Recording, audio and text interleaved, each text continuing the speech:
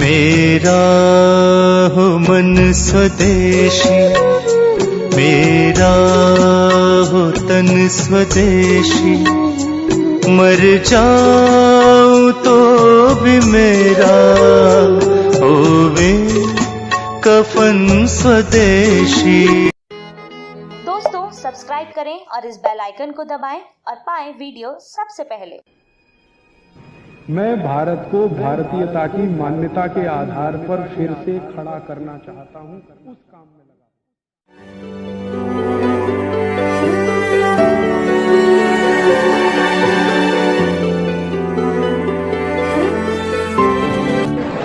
पूज्य बापू श्री और उनके सत्संग में पधारे हुए सभी भक्त भाई बहनों,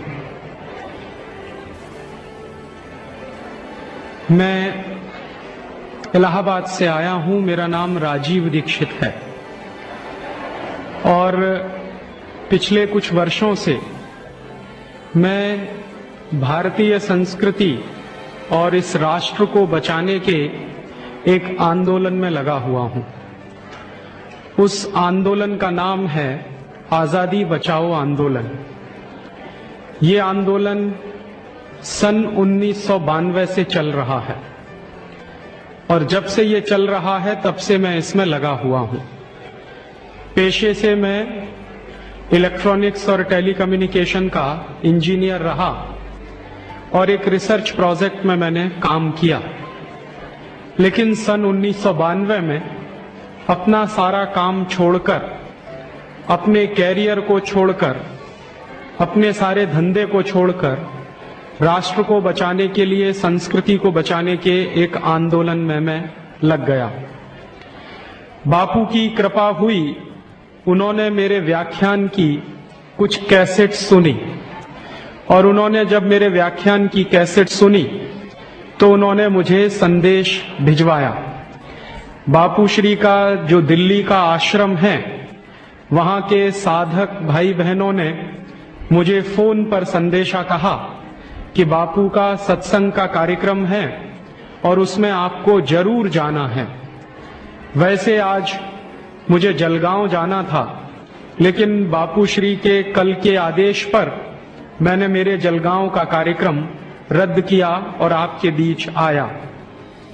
मैं आपसे 2-3 बातें कहूंगा कि इस देश की इस समय की हालत क्या है। कल मैंने पहली बार पूज्य बापू के दर्शन किए। उसके पहले मैंने उनके कैसेट सुने थे, उनके बारे में सुना था, लेकिन दर्शन का लाभ कल मिला और कल लगभग 40 मिनट मैं उनके साथ रहा। तो 40 मिनट मुझे बापू का जो सानिध्य मिला, उसमें उन्होंने जो कहा वैसी ही बात मैं कहने की कोशिश कर रहा हूं सारे देश में, शायद अपनी भाषा में। बापू ने मुझको कहा, और कल बापू का जो कार्यक्रम था बोंटा में, वहां भी उन्होंने कहा कि ये 50 साल की आजादी आई है या सारे देश की बर्बादी हुई है। तो मैं यहीं से मेरी बात शुरू कर रहा हूं जो कल बापू ने कही मुझसे, कि सच में 50 साल की आजादी आई है या हमारी बर्बादी ज्यादा हुई है। पिछले 50 साल में जो आजादी हमको मिली है, उस आजादी का मतलब क्या है? एक तरफ तो सरकार कहती है और देश के सारे माहौल में ये बताने की कोशिश की जा रही है कि भारत की आजादी के 50 साल पूरे हो गए, और दूसरी तरफ सारा देश जिस तरह से चल रहा है, जो हालात हैं पूरे देश के, वो ये बताते हैं कि ये जो 50 साल की आजादी है, ये तो भारत के पिछले 500 साल की गुलामी से भी ज्यादा बुरी है। और मैं भी यही बात कह रहा हूं जो बापू कह रहे हैं कि आजादी के 50 साल पूरे हुए हैं या गुलामी के 500 साल पूरे हुए हैं। और जब मैं ये कहता हूं कि गुलामी के 500 साल पूरे हुए हैं, तो कुछ लोग मुझसे कहते हैं कि राजीव भाई आप ऐसा क्यों बोलते हैं? तो उसके पीछे कुछ गंभीर कारण हैं और उसके पीछे कुछ ठोस सच्चाइयां हैं। ये 500 साल की गुलामी की बात क्या है? आज से लगभग 500 साल पहले एक परदेशी आया था हमारे देश में, उसका नाम था वास्को डी गामा।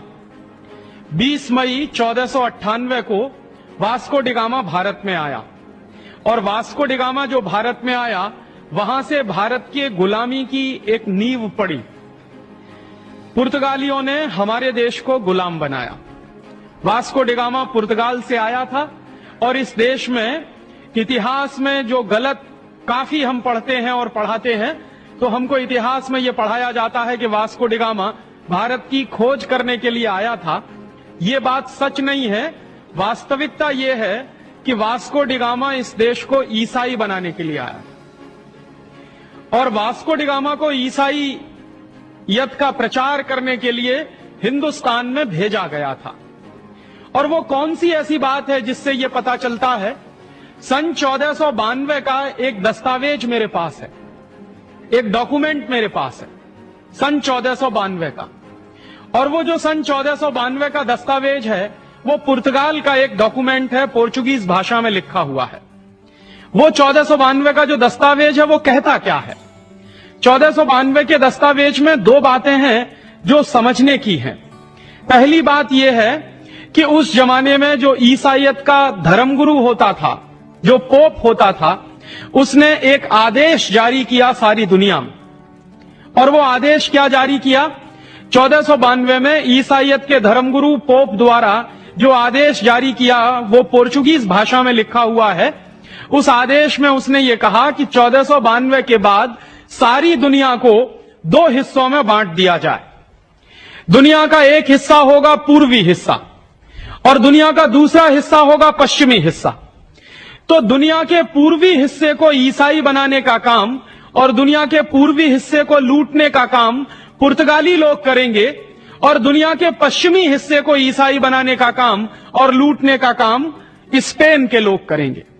उस जमाने में यूरोप में दो ही देशों की बड़ी शक्ति होती थी, या तो स्पेन एक शक्तिशाली देश था या फिर पुर्तगाल एक दूसरा शक्तिशाली देश था।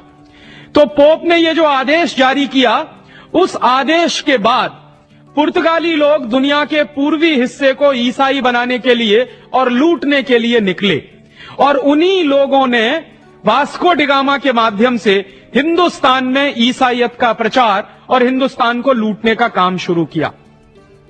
तो उस आदेश के बाद, पोप के आदेश के बाद वास्को डी गामा भारत में आया हमको लूटने के लिए और ईसाई बनाने के लिए, और कोलंबस अमेरिका गया अमेरिका को ईसाई बनाने के लिए और लूटने के लिए।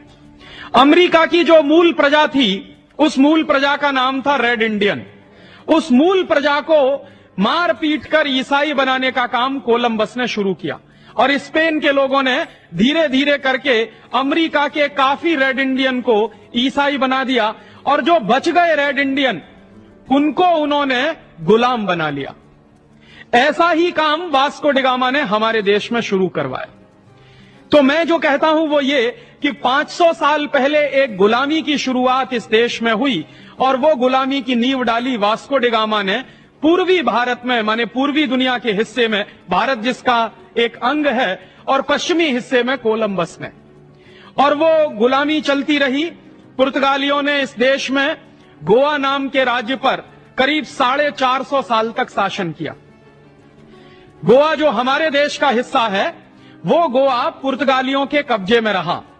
और जहां हम लोग बैठे हैं, दमन और द्वीप, ये भी पुर्तगालियों के कब्जे में रहा। 1510 से लेकर 1961 तक लगभग 451 साल ये पूरा का पूरा इलाका पुर्तगालियों का गुलाम रहा। बाकी का हिंदुस्तान 1947 में आजाद हो गया था, लेकिन गोवा 1961 में आजाद हो पाया पुर्तगालियों की गुलामी से। दमन और द्वीप की भी यही हालत हुई। तो हमारे ऊपर एक गुलामी लदी वास्को डी गामा के आने से, और वो गुलामी लगभग 450 साल चली। और वो जो 450 साल की गुलामी थी, उसमें देश का हर तरफ से पतन हुआ। पुर्तगालियों ने हमारी आर्थिक संपत्ति को लूटा। उसके बाद इस देश में फ्रांसीसी घुस गए, उन्होंने इस देश को लूटा। फिर उसके बाद इस देश में डच लोग घुस गए, उन्होंने इस देश को लूटा। उसके बाद इस देश में अमेरिकन और अमेरिकनों की मदद से ब्रिटिशर्स घुसे, उन्होंने हमारे देश को लूटने की कोशिश की। और इस तरह से लगभग 1498 से लूट की एक नई शुरुआत इस देश में शुरू हो गई। 1498 के पहले भी यह देश लूटा और मुगल आक्रमणकारियों के द्वारा लूटा गया। 10वीं 11वीं शताब्दी के दौर में महमूद गजनवी जैसे लोग आए, उसके पहले मोहम्मद गौरी जैसे लोग आए और वो लोग भी इस देश को लूटते रहे और यहां की संपत्ति ले जाते रहे। तो लगभग 10वीं 11वीं शताब्दी से इस देश की लूट के इतिहास का एक सिलसिला शुरू होता है। एक तरफ लूट है और दूसरी तरफ भारतीय संस्कृति के विनाश की बात है। तो ये जो पिछले 1000 साल से लूट चल रही है वो 1492 के पहले एक तरह के लोगों द्वारा चलाई गई और 1492 के बाद यूरोप के लोगों द्वारा चलाई गई। 1492 के पहले जो नॉन क्रिश्चियन जनता थी, जो मुस्लिम लोग थे, उन्होंने हमको लूटा और बर्बाद किया और 1492 के बाद ये क्रिश्चियन लोग घुस गए, उन्होंने हमको लूटा और बर्बाद किया। सबसे ज्यादा बर्बादी हिंदुस्तान में आई पुर्तगालियों के कारण और अंग्रेजों के कारण। और अंग्रेजों ने जो इस देश को लूटने की एक व्यवस्था शुरू की, दुर्भाग्य से वो व्यवस्था आजादी के 50 साल के बाद भी चल रही है।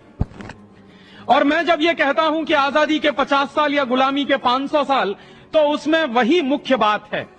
अंग्रेजों ने, अंग्रेजों के पहले फ्रांसीसियों ने, फ्रांसीसियों के पहले डच ने और डच लोगों के पहले पुर्तगालियों ने भारत में लूट की जो व्यवस्था कायम की थी, वही लूट